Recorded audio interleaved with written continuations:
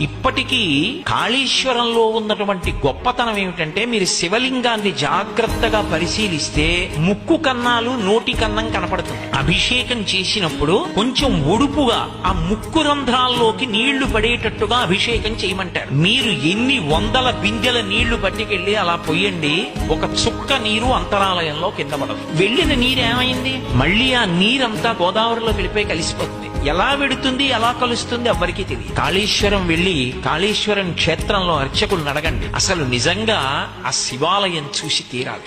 అదొక పరమాద్భుతం. అంతే, గోదావరి వైభవానికి సాక్షి. అద్భుతమైనటువంటి ప్రవాహం. ఈ సంవత్సరం సరస్వతి పుష్కరాలు వచ్చినప్పుడు నేను అక్కడే స్నానం చేశాను. వెళ్ళి మహాకాళేశ్వరంలోనే స్నానం చేశా. త్రివేణి సంగమం అక్కడ ఉన్నదని, అక్కడ అంతర్వాహినిగా సరస్వతి వెడుతూ ఉంటుందని ప్రతీతి. అటువంటి మహాకాళేశ్వర క్షేత్రం దగ్గరికి వెళ్లి మీరు గోదావరి ప్రవాహాన్ని చూస్తే అసలు గోదావరి యొక్క అద్భుతమైనటువంటి ప్రవాహ వైభవం ఏమిటో అర్థమవుతుంది.